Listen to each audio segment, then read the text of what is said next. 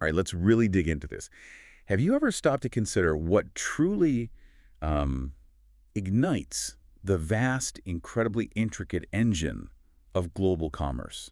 It's a great question to start with. Because it's far more than just individual transactions, right? It's not Right. just people buying and selling stuff. Not at all. It's a remarkably sophisticated system, really a monumental human achievement when you think about it. And it's built upon layers of foundational concepts and often structures we don't even see day to day. Okay, so today, our deep dive takes us right into level 4 of this fascinating conceptual framework called the River of Reality. Now, this specific level defines economics as the study of exchange. And for those maybe new to the model, the river of reality is essentially a hierarchical way of looking at societal evolution. Right, like layers building on each other. Exactly. Each level builds on the stability created by the ones before it. It helps understand how human organization emerges in layers from, basic groups up to complex global systems. So we're navigating into level 4 today, the flow of commerce. And crucially, this builds directly on level 3, the flow of hierarchy. That connection is vital. Absolutely. And our mission today is really to explore how this seemingly straightforward act of exchange, just trading things, Yeah. how that blossoms into this unprecedented societal complexity and generates immense wealth. And critically, what foundational elements must be there for the whole thing to even start? What gets the engine turning? To guide us, we're using an excerpt from The Flow of Commerce, a philosophical examination of exchange, markets, and spontaneous order. Yeah. It gives us this rich, layered lens, philosophical and economic, to understand this really pivotal stage. Yeah, it's a great source. Yeah. And what's really illuminating, I think, is the core assertion, the flow of commerce, this economic engine. It isn't self-starting. It's not the default human state. Okay, so it needs something first. Fundamentally, it depends entirely on a pre-existing bedrock of social trust. And this trust isn't just, random good feeling. It's carefully cultivated, established in earlier levels of societal evolution, specifically level 3. Level 3 being religion and values, right? The shared beliefs. Precisely. That's where the trust originates. So we'll basically deconstruct this journey today, looking at the philosophical and practical underpinnings. We'll break it down into, let's say, 3 main parts. Okay. First, we'll delve into the essential institutional foundations, what makes complex exchange even possible. Then second, we'll look at the dynamic way markets process information, how they act as a kind of spontaneous order, almost like an intelligence. That sounds fascinating. It really is. And finally, we'll explore the profound consequences, how this system generates that immense societal complexity and, frankly, incredible material abundance. And we'll be bringing in some heavy hitters to help us unpack this. Some real intellectual giants. No, absolutely. We'll touch on figures like Adam Smith, of course, the father of modern economics. Can't talk commerce without Smith. Definitely not. And John Locke, whose ideas on natural rights are just so fundamental to property. Then there's Nobel laureate Douglas North, who really revolutionized how we think about institutions, the rules of the game. Okay. And Friedrich Hayek, the brilliant philosopher-economist who explored knowledge, markets, spontaneous order, really deep stuff. Fantastic. So it sounds like an intellectual adventure connecting philosophy, history, and the very fabric of our economic lives. Let's jump in. Okay, so if this incredible engine of commerce isn't self-starting, if it doesn't just magically appear, where does it actually begin? What's the absolute non-negotiable prerequisite? That is the crucial question. Yeah. And the answer, which surprises a lot of people, isn't found in an accountant's ledger or on a stock exchange floor. No. Where then? It's in something far more fundamental, something deeply human. Trust. Trust. Okay. The flow of commerce isn't some primordial state we just defaulted into. It's a highly sophisticated social achievement. It's a peak of collective organization that only emerges under very specific pre-existing conditions. So it needs fertile ground first. Exactly.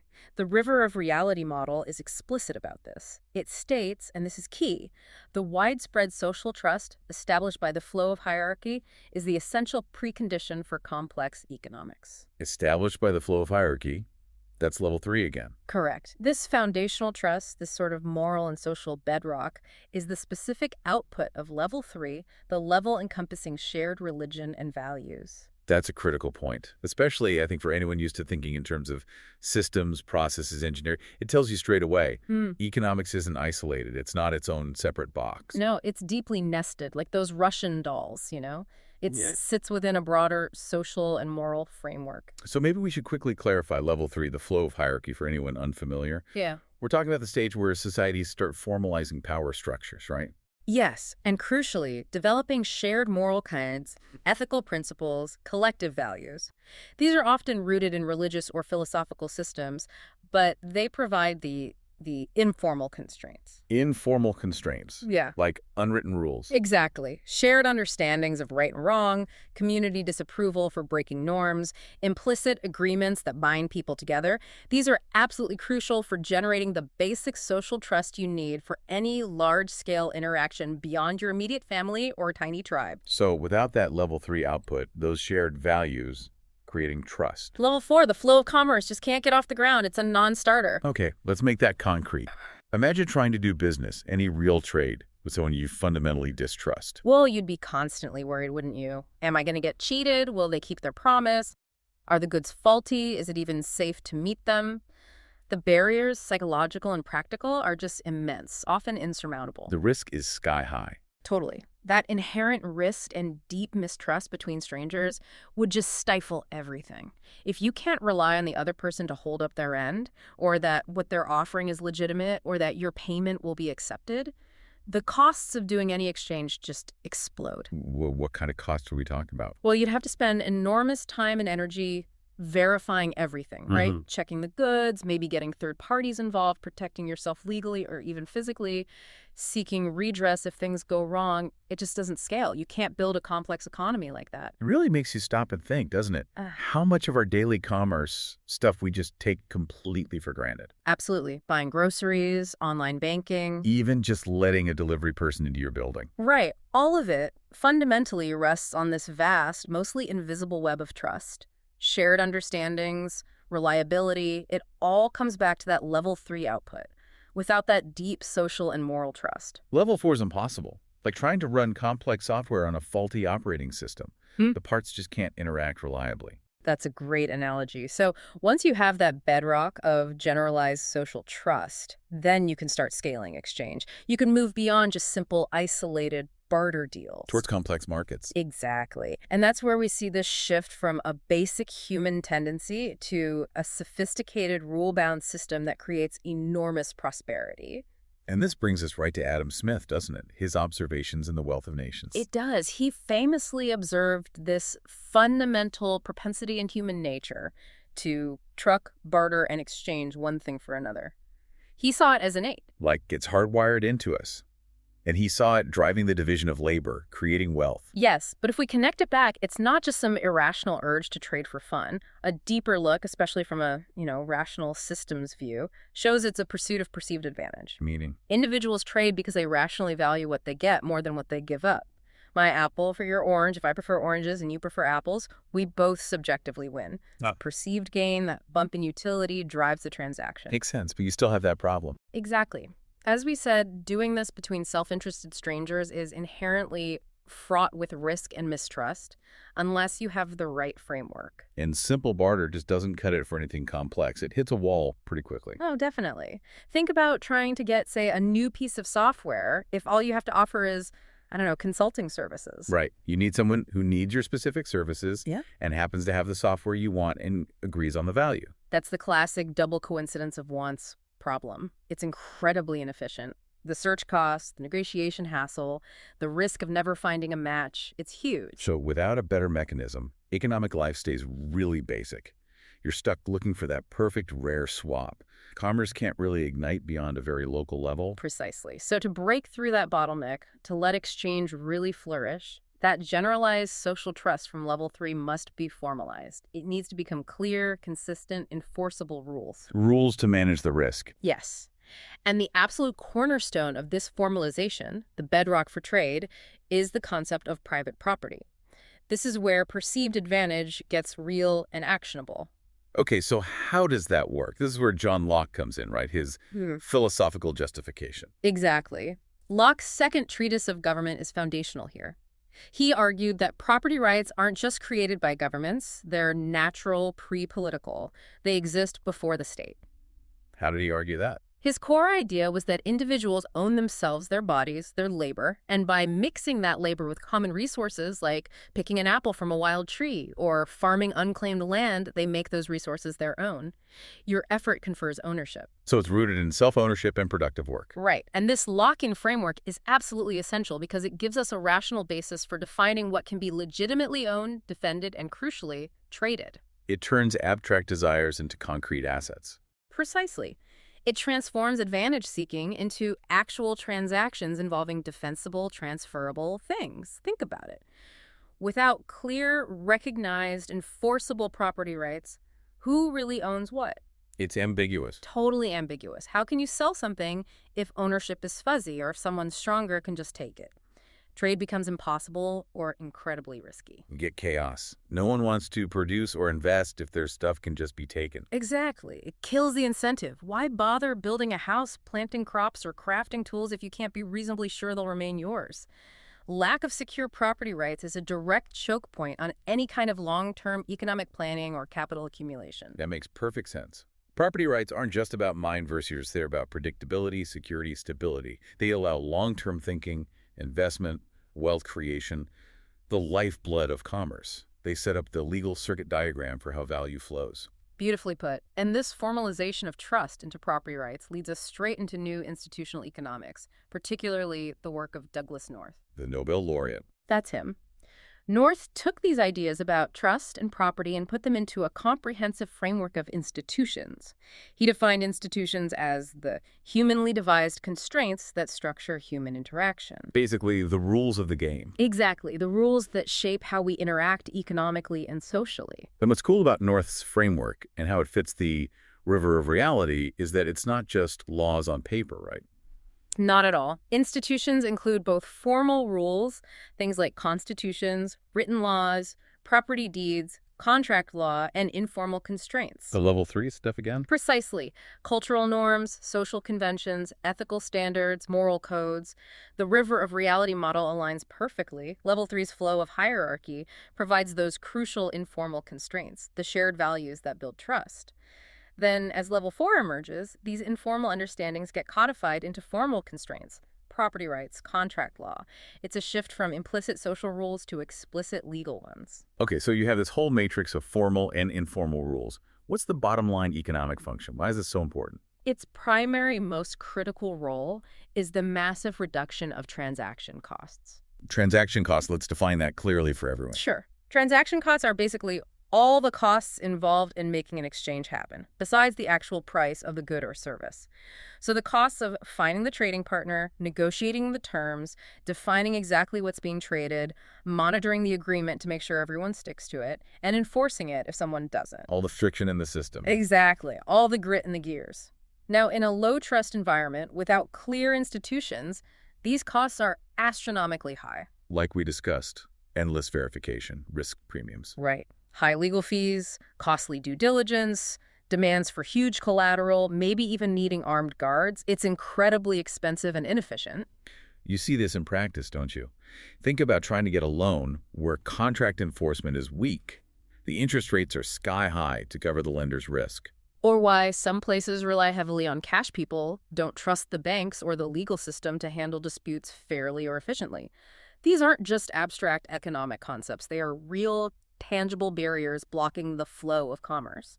You spend so much energy just navigating the friction that complex deals just aren't worth it.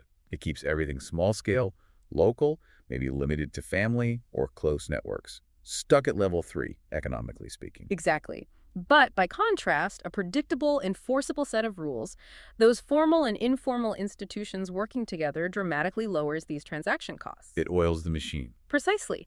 Right. This is the critical mechanism that unleashes the flow of commerce on a societal scale. It makes complex, impersonal exchange between strangers not just possible, but profitable and routine. Because you can rely on the system. You know your property rights are secure, contracts will likely be enforced, disputes have a process. That predictability encourages trade, investment, large-scale production. It reduces friction, allowing for huge increases in the speed and scale of economic activity. Hashtag 2. The market as a self-organizing intelligence. Okay, so we've laid the foundation. We have the bedrock of trust, often from shared values, and we've formalized it with institutions like property rights and contract law, slashing transaction costs. Now what happens? Well, now something really remarkable starts to manifest. Once those foundations are solid, the market itself begins to emerge. And not like a machine someone designed. More like organically. Exactly, like a living, breathing, self-organizing system. Almost like an intelligence in its own right, but one without a single mind directing it. This is where Friedrich Hayek comes in again, isn't it, with his critique of the word economy. Yes. Hayek argued the term economy can be misleading. It often implies a system directed towards a single set of goals, like a household budget managed by one person, or a centrally planned state. So what term did he prefer? He proposed catalaxy. Catalaxy, that sounds different. It captures a different idea. A catalaxy is a specific kind of spontaneous order, the kind produced by the market. It emerges from the interactions of countless individuals, each pursuing their own separate goals, their own ends, but doing so within a shared framework of rules. The institutions we just talked about. Precisely.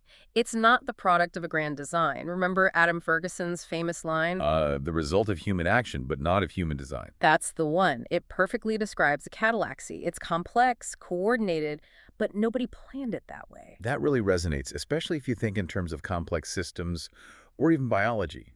The market isn't like a car built by an engineer with a blueprint. No, it's much more like an ecosystem that's evolved. Think rainforest or coral reef. It adapts, grows organically through countless individual interactions and feedback loops. And that emergent nature, the fact that it wasn't designed top-down, is exactly what allows it to achieve a level of complexity and coordination that, frankly, no central planner could ever hope to match, right? Absolutely. Imagine trying to plan a major city where every shop goes, every car's route, every person's path at rush hour. Impossible. Yet, a complex functional order emerges from millions of individual decisions guided by rules like traffic laws and property lines. That's catalaxy in action. So, if it's not planned, how does this spontaneous order achieve such intricate coordination? What's the mechanism? That leads us to what Hayek considered the fundamental economic problem.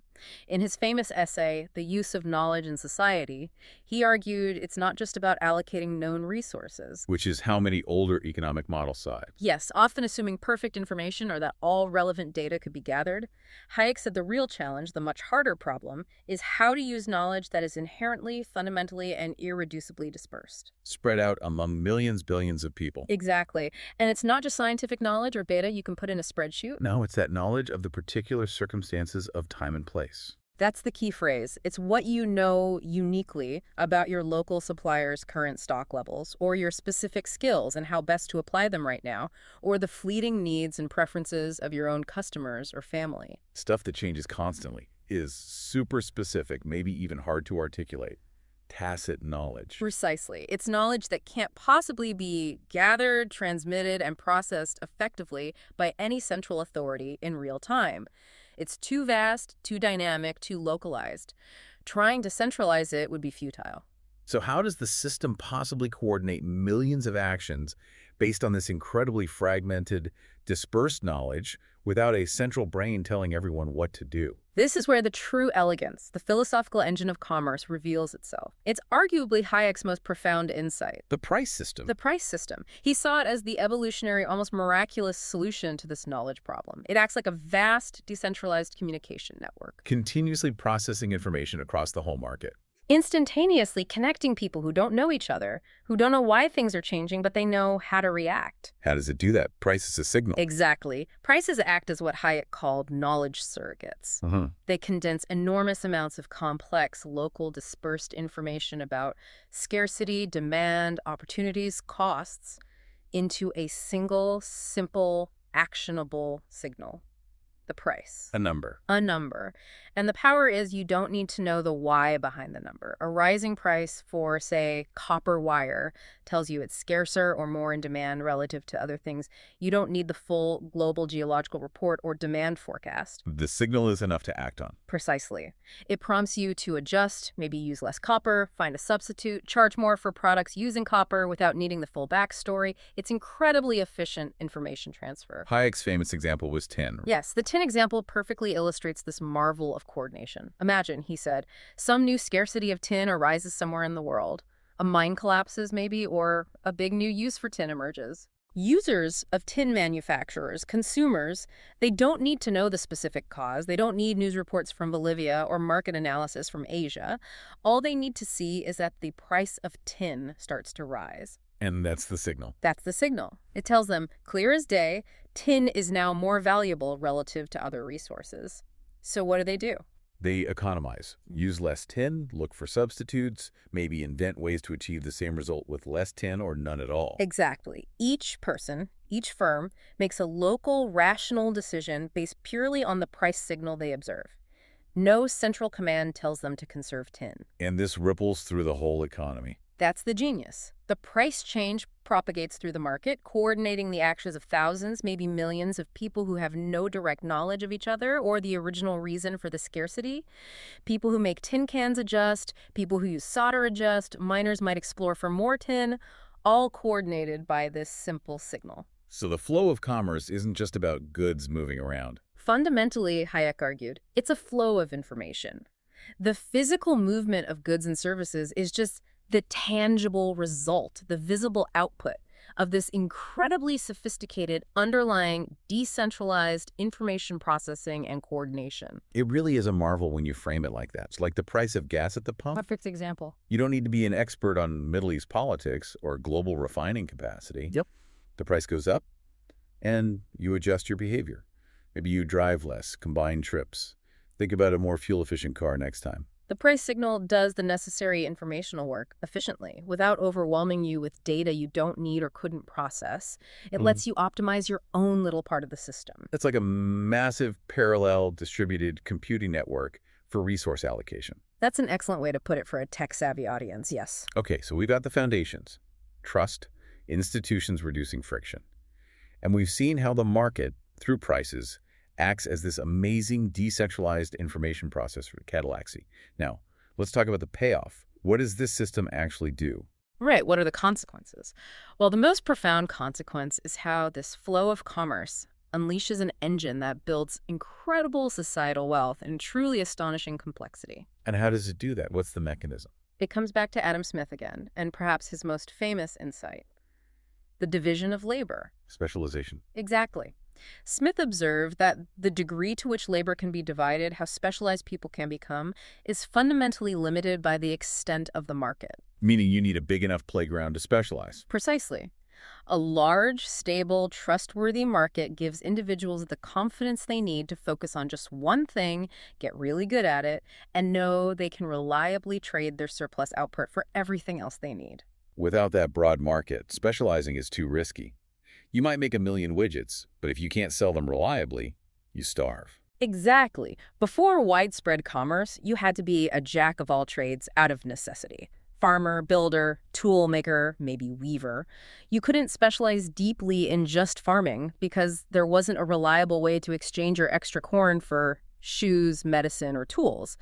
Lack of reliable exchange forces inefficient self-sufficiency. So the flow of commerce, by creating that big, reliable market, is the key that unlocks the explosive productive power of specialization. It allows that farmer to focus only on farming, become incredibly efficient, produce a huge surplus, and trust they can sell it. and then use the money to buy specialized tools from a blacksmith, clothes from a weaver, building materials from others.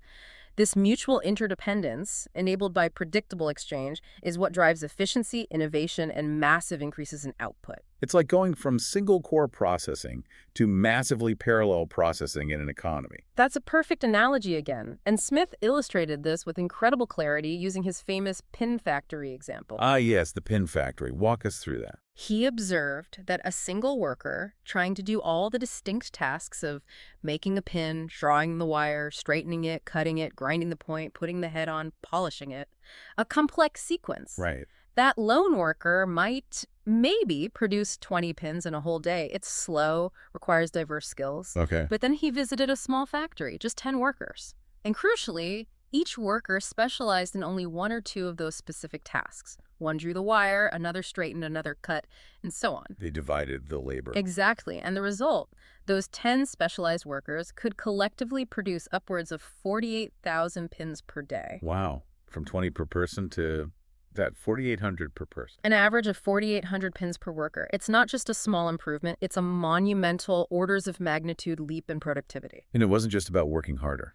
Not primarily. It was about working smarter through systematic organization and deep specialization. Right. This shift from individual craft to specialized, coordinated production is really the hallmark of Level 4's economic power. And where did that huge productivity jump come from specifically? Smith identified a few key sources, and they still hold true. First, increased dexterity. Do one simple task repeatedly. You get incredibly fast and precise. Muscle memory kicks in. Makes sense. Second, time saved by not switching tasks. You avoid the setup time, the mental refocusing, moving between workstations or tools. Eliminating context switching, basically. Exactly. And third, and this is crucial for long-term growth, specialization facilitates the invention of specialized machinery. When a task is broken down and simplified, it becomes easier to design a machine to automate or assist with that specific step. Which boosts output even more. Exponentially, often. Think about it today. Imagine trying to build a modern smartphone entirely by yourself, sourcing all the rare earths, etching every circuit, writing every line of code. Impossible. Laughable. Right. Now compare that to the global assembly line, where millions specialize in tiny parts of the process, designing one chip, manufacturing one component, assembling one module, writing one piece of software. The difference in output, quality, and complexity is just astronomical. It's the pin factory on a global, technologically advanced scale. So specialization drives productivity. But how does this create that continuous growth, that explosion of complexity? Because it creates a powerful positive feedback loop. This is the core dynamic of Level 4. Can you lay out the loop for us? Right. The flow of commerce, enabled by trust and institutions, allows for a deeper division of labor. That increased specialization leads to huge gains in productivity and wealth generation. More stuff, more value. Exactly. This new wealth and the greater variety of goods and services available further expands the extent of the market. More people have more purchasing power, trade routes expand. So the market gets bigger and richer. Which, in turn, creates even stronger incentives and opportunities for more specialization, more investment in specific skills or machines, and more innovation to serve that larger market. And that leads to more productivity. Which leads to more wealth, which expands the market further, which encourages more specialization. It's a continuous, self-reinforcing upward spiral. It's not just a one-time boost. It's an engine that keeps accelerating itself. Precisely. Look at the progression from Smith's time. 2 centuries later, automated factories could churn out 800,000 pins per worker per day. It shows the almost limitless potential of this dynamic cycle. Each round of specialization and exchange unlocks new efficiencies and possibilities. It's the power of positive feedback in a complex adaptive system. Exactly. And it is this accelerating cycle exchange enabling specialization expanding exchange that generates what the River of Reality model calls the signature output of Level 4. Unprecedented societal complexity, enabling specialization, wealth generation, and the development of intricate logistical and financial systems. That's how societies transform. That's how you go from simple agrarian villages to complex, industrialized, technologically advanced, globally interconnected societies. It's the engine of modern economic growth, creating the incredibly intricate world we live in today. Hashtag tag outro. Okay, so wrapping this up. What does this all mean for our deep dive into the flow of commerce? We've really unpacked that it's so much more than just people swapping goods. Way more. It's a powerful, self-organizing system for generating wealth and complexity. But crucially, a system whose very existence depends on layers of prior human achievement. It doesn't just happen. We've really seen how the entire structure rests on this sophisticated set of, well, philosophical and institutional preconditions. Absolutely. Particularly that widespread social trust and those shared values. The inheritance from Level 3, the flow of hierarchy. Without those informal constraints, those shared understandings of how to behave. The formal rules, property rights, contracts, they just wouldn't work. Like software on unstable hardware. Exactly. They wouldn't take hold or they wouldn't be respected. You need the cultural buy-in, the shared norms for the formal rules to function effectively. And then once those rules are established, both the formal and informal ones, the market emerges as this Hayekian Cadillac-y. A spontaneous order, processing all that dispersed local knowledge through the price system with an elegance and efficiency. Honestly, no central planner could even dream of matching it. A distributed intelligence, solving the knowledge problem. Yeah, and that dynamic coordination, that information processing, That's what fuels the Smithian engine, the division of labor. Creating that powerful positive feedback loop. Specialization enables more exchange allows deeper specialization. Driving that exponential growth in societal complexity, wealth, and innovation. It's a process of continuous self-organization and value creation. So the flow of commerce, level 4 in the river of reality, is truly a profound achievement. It's the point where society figures out how to harness decentralized individual self-interest. It's not for chaos, but to create this incredibly coordinated, massively productive collective order. It's a testament to human ingenuity in structuring cooperation, even among total strangers on a global scale. Amazing stuff. But it does leave us with a compelling thought, maybe a provocative question for you, the listener, to ponder. Great, what's that? While the market's success generates all this incredible complexity, scale, interdependence, what new systemic challenges might that very success create? What problems might emerge because of the market's logic? Problems that maybe the market itself is ill-equipped to handle. Like side effects or limitations. Exactly. Could there be externalities imbalances, maybe coordination failures at an even higher level that the price system alone can't solve? Issues that might, in turn, set the stage for needing the next level of sociocultural organization in the river of reality framework. What problems does level 4 solve, and what new ones might it inadvertently create? That is definitely something profound to think about. How the solution to one set of problems might contain the seeds of the next challenge. Food for thought as you navigate the flows of your own life and interact with this complex economic world. Keep digging. We really hope this deep dive has given you a new, maybe deeper perspective on the hidden philosophical and structural forces shaping our economic reality. Keep exploring and definitely keep questioning.